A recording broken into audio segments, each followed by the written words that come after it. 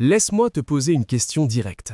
Est-ce que tu travailles en ce moment même pour de l'argent qui ne dort jamais? La plupart des gens partent sur de mauvaises bases sans même le savoir. Non pas parce qu'ils sont paresseux, non pas parce qu'ils manquent de discipline, mais bien parce qu'on leur a vendu une idée qui les a enfermés dans une case sans qu'ils s'en rendent compte. Et cette idée, la voici. Pour gagner de l'argent, tu dois travailler. Point. Actif ou passif? Si tu penses que ce débat ne te concerne pas, reste jusqu'à la fin, car ce que je vais te montrer pourrait transformer radicalement la façon dont tu vois tes finances pour le reste de ta vie. Avant de plonger dans le vif du sujet, et je te promets qu'on va aller loin, si ce type de contenu sur l'argent, l'investissement et la liberté financière t'intéresse, abonne-toi maintenant et active la cloche. Je publie chaque semaine des vidéos concrètes pour t'aider à réussir. Allez, c'est parti! Dans cette vidéo, on va aborder un sujet que presque tout le monde effleure, mais que très peu de gens comprennent vraiment en profondeur. On va décortiquer ensemble la différence entre le revenu actif et le revenu passif. Et surtout, et c'est là que ça devient crucial, on va identifier l'erreur majeure que la grande majorité des gens commettent. Une erreur qui les force à travailler encore et encore sans jamais vraiment avancer. Voici exactement ce que tu vas apprendre dans les prochaines minutes. Premièrement, ce que signifie vraiment actif et passif, au-delà des définitions creuses qu'on te resserre partout. Deuxièmement, l'erreur fatale que 9 personnes sur 10 commettent, souvent sans même en avoir conscience. Troisièmement, comment combiner intelligemment les deux pour bâtir une vraie stabilité financière, même si tu pars de zéro. Et quatrièmement, un plan d'action concret que tu peux commencer à mettre en place dès cette semaine. Pas de théorie creuse, pas de promesses de richesse instantanée. Du concret, du réel, de l'applicable. Alors installe-toi confortablement et allons-y. Le revenu actif, tu échanges ton temps contre de l'argent. Pour commencer par les bases, le revenu actif, c'est l'argent que tu gagnes en échange direct de ton temps et de ton énergie. Tu travailles, tu es payé. Tu t'arrêtes, l'argent s'arrête. C'est le modèle dans lequel vivent 95% des gens en France et en Europe. Le salarié qui reçoit un virement en fin de mois, le freelance qui facture à la journée, l'artisan qui pose des carrelages, le médecin qui reçoit ses patients. Tous ces gens ont un point commun. Si demain ils cessent de travailler, leur revenu tombe à zéro. Et tu vas me dire, mais c'est normal, c'est comme ça que ça marche. Oui, sauf que ce modèle cache un défaut fondamental. Et ce défaut, le voici. Tu ne peux pas te cloner. Il y a 24 heures dans une journée, tu ne peux pas en vendre 30. Même si tu augmentes ton tarif horaire, tu te heurtes à quelque chose d'absolument non négociable, le temps. C'est le plafond de verre du revenu actif. Et beaucoup de gens s'y cognent toute leur vie sans jamais comprendre pourquoi. Le revenu passif, ton argent travaille pour toi. À l'opposé du spectre, le revenu passif, c'est exactement l'inverse. C'est de l'argent qui rentre même quand tu dors, même quand tu es en vacances, même quand tu fais autre chose. Un appartement en location qui génère un loyer chaque mois, un portefeuille d'actions qui verse des dividendes, un e-book ou un cours en ligne qui se vend automatiquement, des placements financiers dont les intérêts s'accumulent. En d'autres termes, c'est de l'argent qui se multiplie sans que tu sois contraint d'être là permanemment. Et là, beaucoup de gens me rétorquent « C'est bien beau tout ça, mais moi j'ai pas de capital de départ, je suis pas riche, je ne peux pas me permettre d'investir. » Or, c'est précisément là que se cache l'erreur. Parce que la vraie question n'est pas « ai-je les moyens de commencer ?», la vraie question c'est « est-ce que je comprends vraiment la différence entre les deux ?» L'erreur fatale, et presque tout le monde la commet. C'est ici qu'on arrive au cœur du sujet. L'erreur, celle que j'entends dans presque toutes les conversations que j'ai sur l'argent. Elle tient en une seule phrase. Je veux du passif, mais j'attends d'avoir assez d'actifs. Pour commencer. Tu vois le problème ?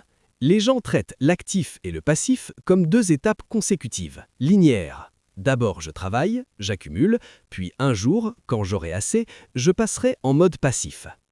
Mais ce un jour n'arrive presque jamais. Et voici pourquoi. Les dépenses augmentent avec les revenus. Le niveau de vie s'adapte et on reste éternellement dans la case « j'attends d'avoir plus ». Prenons l'exemple de Thomas. Thomas a 32 ans, il gagne 2800 € net par mois comme chef de projet dans une entreprise de logiciels. Il vit bien, il dépense bien. Il se dit « quand je gagnerai 4000 €, je commencerai à investir ». 2 ans plus tard, il gagne effectivement 3 900 €. Mais dans le même temps, il a aussi changé d'appartement, acheté une voiture et il part en vacances 2 fois par an. Son niveau de vie a suivi. Il reporte encore. Ça te parle ? Thomas commet l'erreur classique. Il croit que le revenu passif est une récompense qu'on mérite après avoir suffisamment accumulé. En réalité, le revenu passif est une habitude qu'on construit en parallèle dès le premier euro. L'autre face de l'erreur, croire que le passif remplace tout. Cela dit, il existe aussi l'erreur inverse, et elle est tout aussi dangereuse. C'est de croire que le revenu passif va tout résoudre comme par magie, que tu vas créer un blog, y publier quelques articles et que l'argent va pleuvoir, ou que tu vas acheter un appartement à crédit et devenir rentier du jour au lendemain. Or, le revenu passif, dans l'immense majorité des cas, n'est pas réellement passif au départ. Il nécessite un investissement initial, soit en capital, soit en temps, soit souvent les deux. Un appartement locatif, ça se gère. Il y a des travaux, des locataires, des déclarations fiscales. Un blog ou un podcast, ça prend des mois, parfois des années, avant de générer quoi que ce soit. Ainsi, l'erreur de ceux qui veulent du passif, en le fantasmant, c'est de négliger la phase d'investissement initiale. Ils abandonnent trop tôt, ou pire, ils ne commencent jamais parce que ça semble trop long. La vérité, c'est donc que les deux, actifs et passifs, doivent coexister. Et la question n'est pas lequel choisir, mais comment les combiner intelligemment. Ce que font différemment ceux qui s'en sortent vraiment, voilà ce que les gens qui réussissent font autrement. Ils ne choisissent pas entre actifs et passifs. Ils construisent les deux en parallèle avec une logique très simple. L'actif finance le passif et le passif libère progressivement du temps pour développer l'actif. C'est un cercle vertueux. Et voici comment ça fonctionne en 3 temps. Étape 1. Optimiser ton revenu actif. La première étape consiste à prendre ton revenu actif au sérieux, non pas pour y passer toute ta vie, mais pour l'utiliser comme carburant. Concrètement, cela implique 2 choses. D'abord, augmenter tes revenus actifs autant que possible, en montant en compétences, en négociant une augmentation, en développant une activité complémentaire. Ensuite, réduire tes dépenses superflues pour dégager une capacité d'épargne régulière. L'objectif à cette étape, c'est de libérer chaque mois une somme fixe, même petite, dédiée exclusivement à la construction de tes revenus passifs. Et attention, on ne parle pas forcément de 500 € par mois. On peut commencer à 50 €. L'habitude est plus importante que le montant au début. Étape 2, construire ton premier actif générateur de revenus. Une fois cette capacité d'épargne installée, la deuxième étape consiste à choisir comment tu vas construire ton revenu passif en fonction de ce que tu as, du temps, du capital ou des compétences.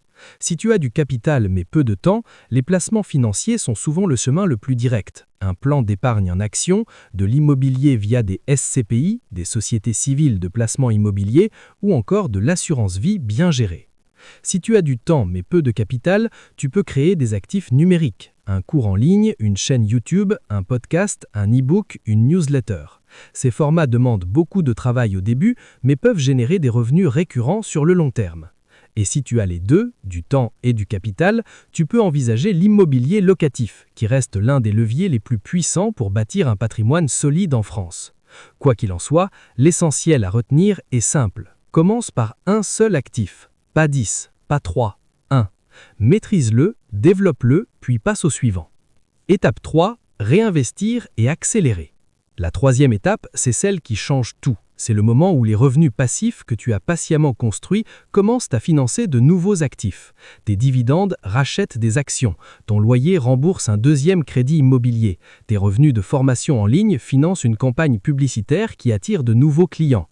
C'est précisément ça la logique des intérêts composés appliqués au patrimoine. Et plus tu commences tôt, plus l'effet est puissant. Albert Einstein aurait dit que les intérêts composés sont la 8e merveille du monde. Que tu aimes les maths ou pas, l'idée est limpide. L'argent qui travaille génère de l'argent qui travaille à son tour. Le plan d'action, ce que tu peux faire dès cette semaine. Passons maintenant au concret. Voici 3 actions immédiates. Action 1, calcule ton taux de liberté. Prends une feuille ou ouvre un tableau sur ton ordinateur. Note tous tes revenus passifs actuels, et si tu n'en as aucun, note 0.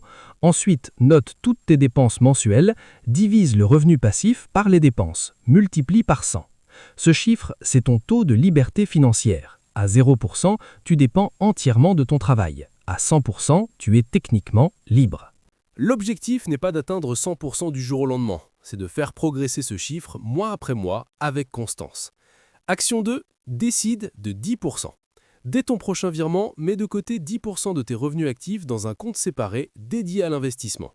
Pas pour dépenser, pas pour les vacances, pour construire. Si 10% te semble impossible, commence par 5% ou même 3%. Ce qui compte avant tout, c'est de créer le réflexe. Action 3, choisis ton premier actif. Cette semaine, consacre 1 heure de recherche à l'option qui correspond le mieux à ta situation. Un PEA si tu veux commencer à investir en bourse simplement, une SCPI si tu veux de l'immobilier sans les contraintes de gestion, ou bien commence à écrire l'outline de ce cours en ligne que tu repousses depuis 6 mois. 1 heure, pas plus, juste pour briser l'inertie. Car le plus grand ennemi du revenu passif, c'est la procrastination déguisée en préparation. En résumé, récapitulons ce qu'on a vu ensemble aujourd'hui. Le revenu actif t'apporte de la stabilité, mais te rend prisonnier de ton temps. Le revenu passif te donne de la liberté, mais exige un investissement initial sérieux et une phase de construction. L'erreur que presque tout le monde commet, c'est de traiter ça comme un choix binaire, actif ou passif, alors que les personnes qui bâtissent vraiment leur liberté financière font les deux simultanément, avec méthode et patience.